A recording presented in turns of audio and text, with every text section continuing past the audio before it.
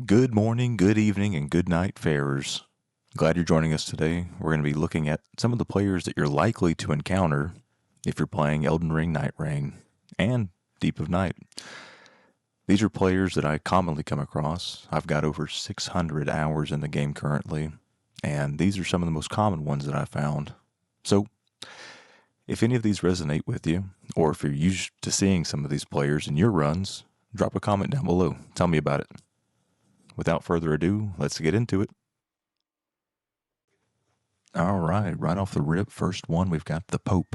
The Pope, because, this player loves to grab churches right off the rip.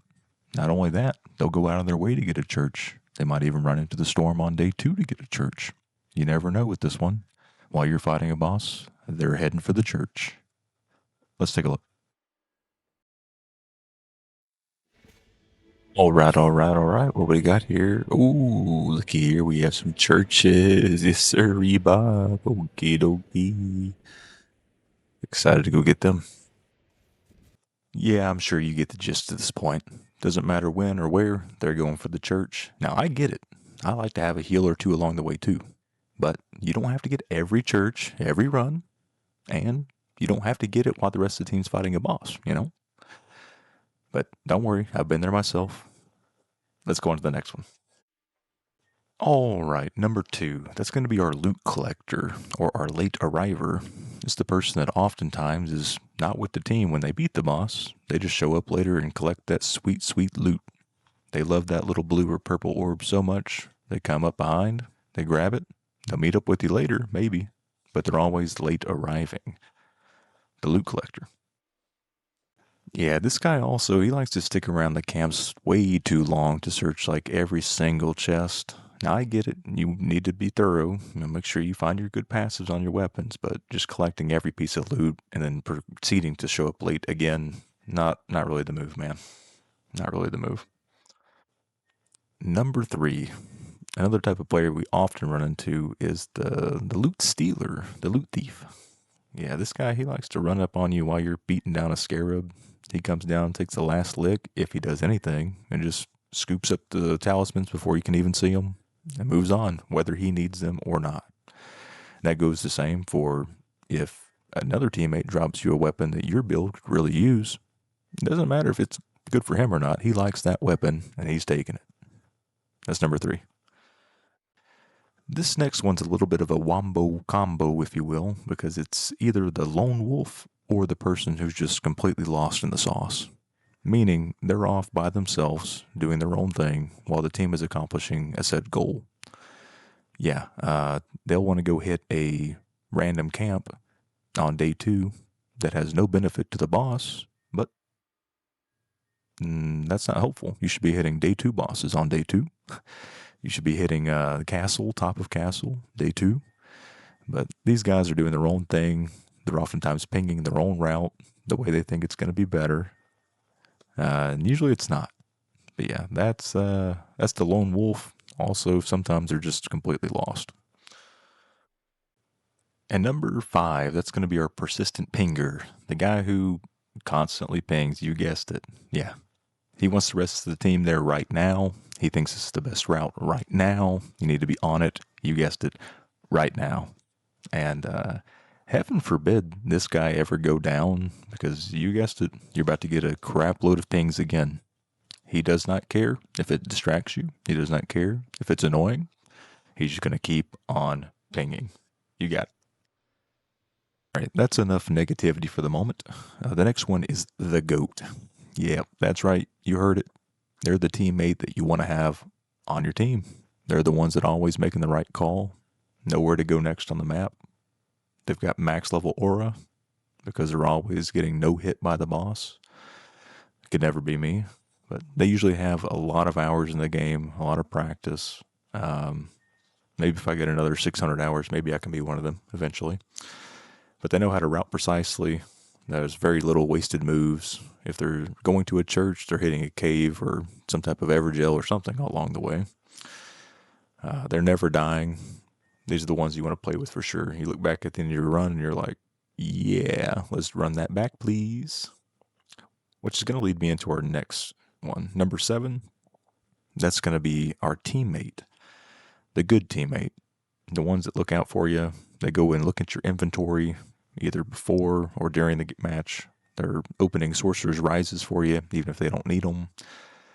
They're just on the lookout for you. If you are running Guardian and you need a smithing 2 for your shield, they're going out of their way to make sure that that happens. They're a very selfless player. They're another one that you want to be playing with. So, yeah, enough of that negativity. We have some good players you do run into. They're solid bros, the ones that you can have a beer with for sure. They stick the res. There's never a man left behind. Definitely ones you want to have on your team. So I hear what you're saying. There could be some overlap between the GOAT and the great teammate. I hear you. And sometimes there is, but there's a big difference. The GOAT, they can handle themselves on their own. They do their own thing, handle it perfectly fine. And the good teammate, their focus is usually on helping you. Whether that's running stuff like shared items, if they pop bold crab, you get it too. If they hit a flask, you get that too. They're above and beyond looking out for you. And maybe you haven't run across this player yet, but I've seen it. A lot of times it's scholars, guardians, but they're always looking out for their fellow teammate. And I can respect that. Heck yeah, bro. Next one. Number 8 is going to be our overthinker. Yeah, those are the ones that like to sit at the loot orb and stare at their options forever. It seems like they go through so many before they decide to keep up with the team again. They like to look through all of their options, take their sweet time. Shoot, you only have so much time in each day to beat the day 1 and day 2 bosses, but they spend, it feels like 2 or 3 minutes just staring at options. They're in analysis paralysis. But listen, still love these guys, but that's what they do. I got a clip that I think embodies it perfectly, so let's roll it now. What do I want?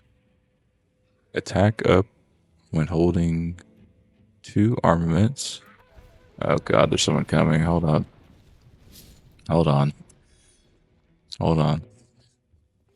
Attack up when wielding 2 armaments. Ooh, or skill FP. Oh, shit.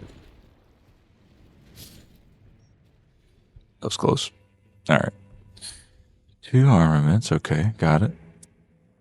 Reduce skill FP cost. Oh, it has bleed on it. Hey, it's got bleed on it. I might have to take that. Poise though. Poise is nice. Sometimes if you need poise, you can. Oh shit! Here we go again. Oh shit! My team's where? Oh shit! I'm a coming, boys. All right, for our last one, number 9, that is going to be our Evergaol lover. This is the one that never could escape the meta. They're still stuck in that meta, eating up every Evergaol they can start with. They love to start out with a key, that gold one or that yellow one that we always used back in the day. But they're still rocking it. They start off before they even do the starting camp. They went ahead to Evergaol sometimes. They're the players that you have to actively hit the church for first and steal the Evergaol key so that they won't keep pinging them. It's sad but true. They're going to be in withdrawals if you do that, but you have to do it for their own good. I love these players. I know they mean well, but they've got a mental disorder. They're still stuck. They're slaves to it. No, I'm kidding. I used to be one that rocked that back in the day. I think we all did for a long time, but hear me out. We don't have to go out of our way to hit every Evergaol now. We don't have to. There's other options. But I have a fun clip that I think you'll enjoy, me making fun of it. Enjoy it. Hey, here we go again. They tried to take the Evergaol away from us, but guess what? We still here. Look, I got it ×3. My teammates, no. They're not running it. They're not running Evergaol, but it doesn't matter because that's what we're doing. That's really all that matters, frankly. We're gonna make sure we hit an Evergaol. We're gonna get our levels up that way. Get our attack power up, you know what I mean? Clearly, I don't even have to ping this because they're gonna come. Clearly. Look at this. Oh, so easy. Yeah, this guy's cooked. I may be level 1, but I'm never gonna lose to this guy. Like, it could never happen.